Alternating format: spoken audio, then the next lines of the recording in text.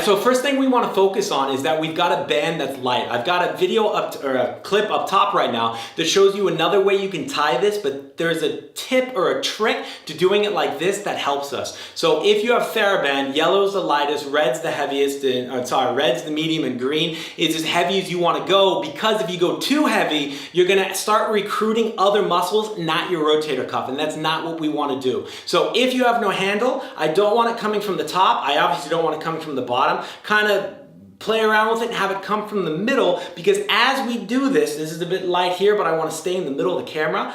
As we pull, we want to make sure that one, we can control the motion. Two, you might be wondering why I don't have a towel underneath my elbow. And the answer is simple, because you're an athlete, so you should be able to control the shoulder. If you have your elbow here, you're not only kind of cutting off the circulation to your axial nerve, to be all fancy there, but you're also going to limit your motion because your elbow is going to jam into your rib. So you should be able to control this motion without this extra, wrist, elbow extension. Remember guys, it's the rotator cuff. It should kind of look like opening and closing a door, and we should pretend that you have a cast around your elbow so you can't do this. And I also don't want to see this. That is why tying it like this is fancy and super important, because if you start getting tired and you start cheating into your motion, you can very easily just help yourself with your other hand. And that is okay, because this is an endurance set of muscles. No tennis player usually hurts themselves in the first game.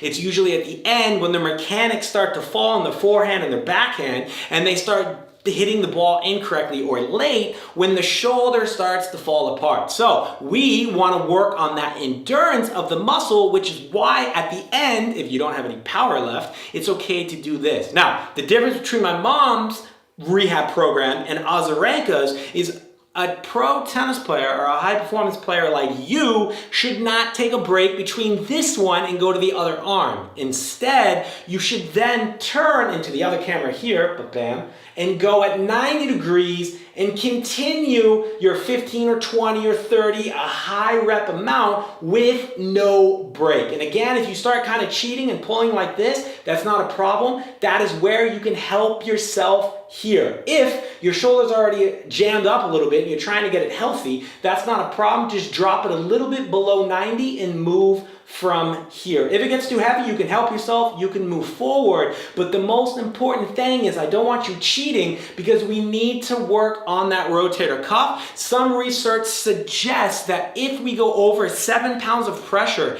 the other larger muscles kick in, recruit, and we don't use the smaller rotator cuff, which is bad news for you.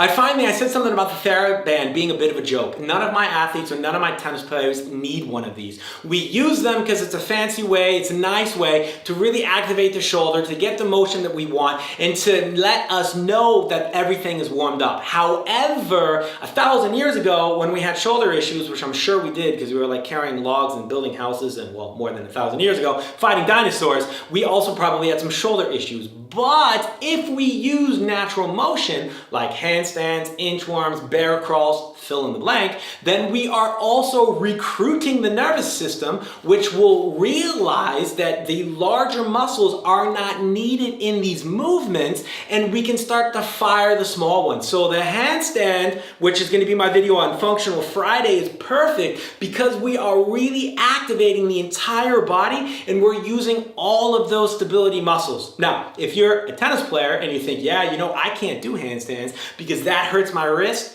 No, that's backwards. The handstands don't hurt your wrist. Your lack of mobility or strength or technique hurts your wrist. And if you're a tennis player and you can't do a handstand, I promise you, your career is limited, because it's crucial, one, that when you do your handstand, you're not pushing on this part with your body weight, but it's coming through here and dissipating through your arm. Two, you've got the shoulder mobility to do it. And three, you have the strength. So handstands and these natural movements are fantastic because they're gonna ignite your nervous system, which in return is gonna turn naturally on these muscles like your rotator cuff, but also the ones in your wrist, the ones in your elbow. It's gonna strengthen your bones, and your nervous system is gonna understand it much more than one of these TheraBands. So, is the TheraBand bad? No, it's fantastic. My players still use it, but we don't need them, and their shoulders are healthier than ever. So both are okay.